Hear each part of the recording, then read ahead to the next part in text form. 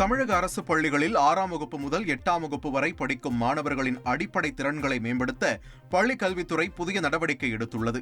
மாணவர்களுக்கு ஆங்கிலம், கணிதம், அறிவியல் ஆகிய பாடங்களில் அடிப்படை திறன்களை மேம்படுத்த திறன்கள் என்ற திட்டத்தின் கீழ் பல்வேறு நடவடிக்கைகள் எடுக்கப்பட்டு வருவதாகவும், ஒவ்வொரு ஆசிரியரும் தங்களது சுயமுயற்சி திட்டமிடுதல் அடிப்படையில் லெவல் அப் என்ற புதிய திட்டம் செயல்படுத்தப்பட்டிருக்கிறது என்றும் பள்ளிக் கல்வித்துறை தெரிவித்துள்ளது. ஜூன் மாதம் முதல் டிசம்பர் வரை மாணவர்களுக்கு இத்திட்டம் முழுவீச்சில் செயல்படுத்தப்படும் என்றும் பள்ளிக் கல்வித்துறை இயக்குநர் கண்ணப்பன் தெரிவித்துள்ளார். தமிழ்நாட்டில் திமுக கூட்டணியை எதிர்க்கும் வலுவான அணி இன்னும் உருவாகவில்லை என விசிக தலைவர் திருமாவளவன் தெரிவித்துள்ளார்.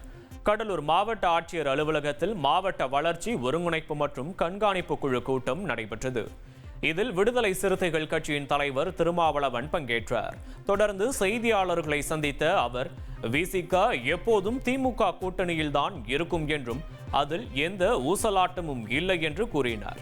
மேலும் திமுக கூட்டணி மட்டும்தான் வலுவாக இருப்பதாகவும், திமுக கூட்டணியை எதிர்க்கிற அணி இன்னும் உருவாகவே இல்லை என்றும் திருமாவளவன் தெரிவித்தார். திமுக கூட்டணி மட்டும்தான் இப்போது ஒரு வடிவம் பெற்ற வலுவாக இருக்கிற ஒரு அணியாக இருக்கிறது. திமுக கூட்டணியை எதிர்க்கிற அணி இன்னும் உருவாகவே இல்லை. அதிமுக பாஜக சேர்ந்ததாக சொல்லுகிறார்கள், அது நீடிக்குமா என்று தெரியவில்லை. விஜய் என்ன செய்ய போகிறார் என்று தெரியவில்லை. ஆக இன்னும் திமுக அணியை எதிர்ப்பதற்குரிய ஒரு அணியே உருவாகவில்லை.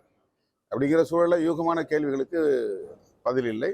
விடுதலை சிறுத்தைகளை பொறுத்தவரையில் ரொம்ப நாங்கள் தெளிவாக இருக்கிறோம், உறுதியாக இருக்கிறோம். நாங்கள் ஒரு அணியில் இருக்கிறோம், அந்த அணியில் தொடர்வோம். அதில் எந்த விதமான ஊசலாட்டமும் இல்லை என்பதை மறுபடியும் சொல்லுகிறேன், இப்போதும் சொல்லுகிறேன். செய்திகளை உடனுக்குடன் தெரிந்து கொள்ள உடனே சப்ஸ்கிரைப் பண்ணுங்க.